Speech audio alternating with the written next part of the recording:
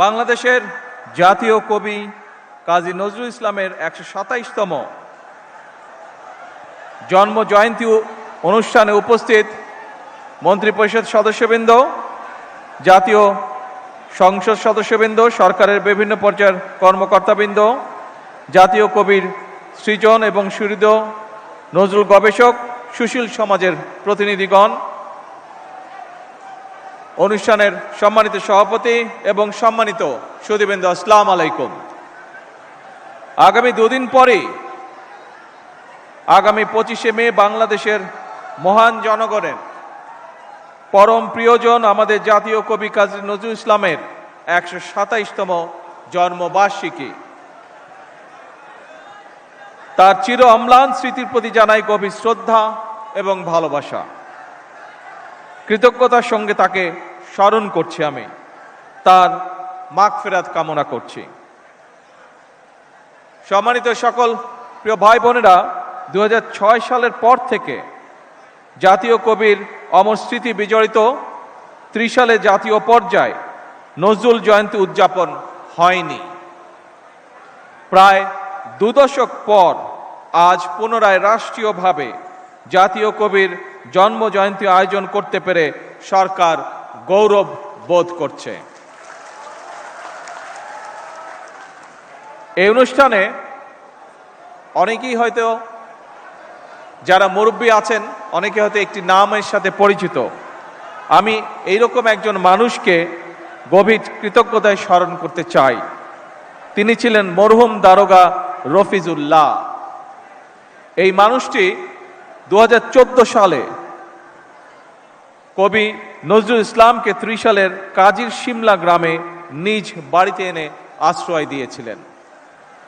উপস্থিত সুধীবৃন্দ, আমাদের জাতির শ্রেষ্ঠ সন্তানদের যদি আমরা গভীর শ্রদ্ধায় স্মরণ কিংবা বরণ করতে না পারি, এটি তাদের নয় বরং জাতি হিসাবে আমাদেরই দৈন্যতা প্রকাশ পায়। এ প্রজন্মের অনেকেই হয়তো জানেন না, এই প্রজন্মের অনেকেই হয়তো জানেন না ১৯৭৬ সালের ঢাকার সরোয়ার্দী উদ্যানে জাতীয় কবির নামাজে জানাজার পর কবির লাশবাহী খাটিয়া যারা কাঁধে করে বহন করেছিলেন, তাদের মধ্যে অন্যতম ছিলেন শহীদ রাষ্ট্রপতি জিয়াউর রহমান।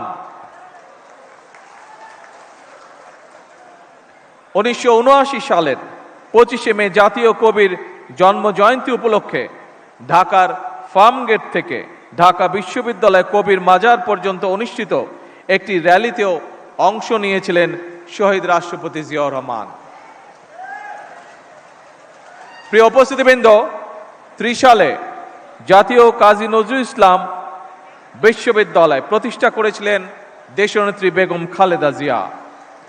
এভাবে জাতির কবির প্রতি সর্বোচ্চ শ্রদ্ধা এবং সম্মান প্রদর্শনের মাধ্যমে প্রমাণিত হয়েছে, কাউকে সম্মান জানালে নিজের সম্মান নষ্ট হয় না, বরং বিনয় মানুষকে মহিমান্বিত করে। আমি মনে করি এইসব কালজয়ী আদর্শ থেকে দূরে চলে যাওয়ার কারণেই বর্তমানে আমাদের সমাজে মূল্যবোধের অবক্ষয় দৃশ্যমান। সম্মানিত সুধীবৃন্দ, আমাদের জাতীয় ইতিহাসে অবিস্মরণীয় নাম কাজী নজরুল ইসলাম। পরাধীন, পর্যুদস্ত, পরাভূত জাতির ভাগ্য আকাশে তার আবির্ভাব ছিল আলোকবর্তিকার মতন। আমাদের আশা, আকাঙ্ক্ষা, স্বপ্ন, সংগ্রাম, সাহিত্য, সংস্কৃতি, ইতিহাস, ঐতিহ্য তার রচনার মধ্যে মহিমাময় সৌন্দর্য নিয়ে বাক্সময় রয়েছে। বিপ্লব, বিদ্রোহ কিংবা রণসঙ্গীত, ইসলামী তাহবিজ, তমুদ্দন কিংবা ইসলামী মূল্যবোধের গান, অথবা ভজন, কীর্তন কিংবা শ্যামা সঙ্গীত, প্রেম প্রকৃতি কিংবা মানবিক মূল্যবোধ, কৈশোরের আনন্দ কিংবা যৌবনের উন্মাদনা, প্রতিটি ক্ষেত্রেই নজরুল ইসলাম আমাদের শুদ্ধ প্রকাশ। কাজী নজরুল ইসলাম মানেই বাংলা সাহিত্যে এক নতুন ভোরের উদয়, বাংলা সাহিত্যের এক নতুন রুচির বিপ্লব। তিনিই কবিতায় এনেছেন যুদ্ধের গর্জন, কণ্ঠে তুলে নিয়েছেন রাষ্ট্রীয় এবং আত্মিক স্বাধীনতার বজ্র নিদাত। তিনি ছিলেন নারী অধিকারী, মেহনতি মানুষের কল্যাণ আর অসাম্প্রদায়িক বিশ্ব মানবতার এক অনন্য ফেরিওয়ালা। এই মহাকবি বাংলাদেশের আবহমান কালের সংস্কৃতির চিরযৌবনের প্রতীক। আমাদের হৃদয় জাগরুক হয়ে আছেন, ইনশাল্লাহ থাকবেন।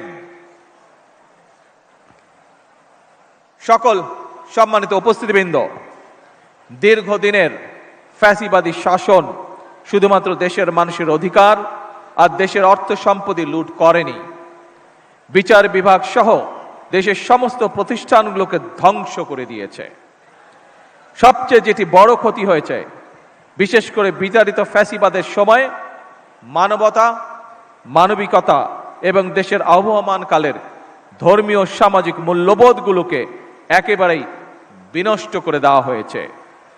ঢাকার মিরপুরে একটি নিষ্পাপ মেয়ের নির্মম মৃত্যুর মাধ্যমে মানুষের মানবিক মূল্যবোধের চূড়ান্ত অবক্ষয়ের চূড়ান্ত প্রমাণ মিলেছে।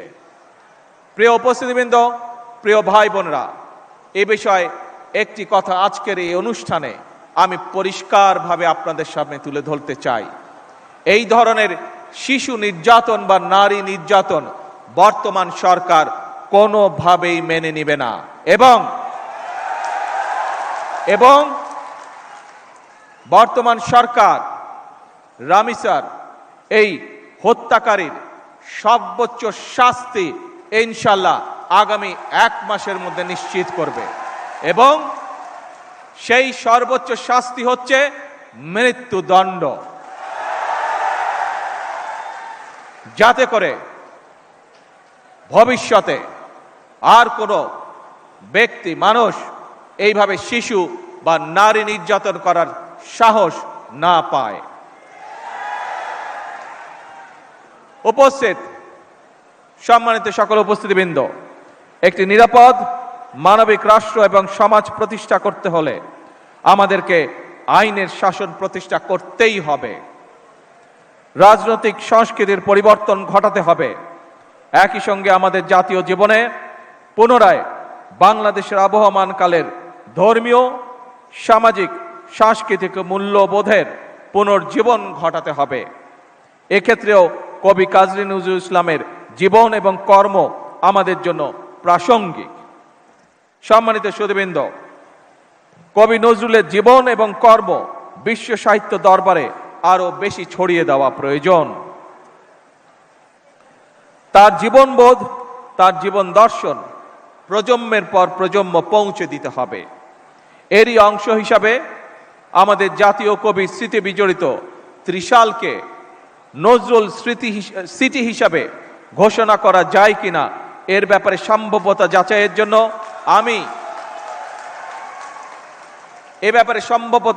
জন্য আমি সংস্কৃতি মন্ত্রণালয় এবং পর্যটন বিভাগের প্রতি আহ্বান জানাবো। উপস্থিত সুধীবৃন্দ, উপস্থিত ভাই বোনেরা, বাংলাদেশ ও কাজী নজরুল ইসলাম এক অবিভাজ্য সত্তা। তিনি আমাদের জাতীয় সত্তার সার্থক প্রতিনিধি, আমাদের জাতীয় চেতনার প্রতীক, আমাদের জাতীয়তাবাদের প্রতীকীর।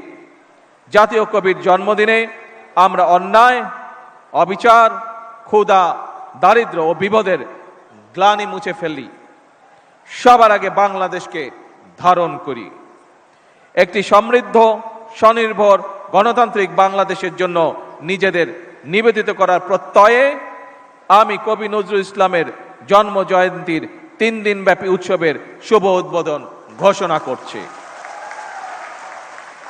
জন্ম জয়ন্তী উৎসবের সার্বিক সফলতা কামনা করে আমার বক্তব্য শেষ করছি। আল্লাহ হাফেজ। বাংলাদেশ জিন্দাবাদ।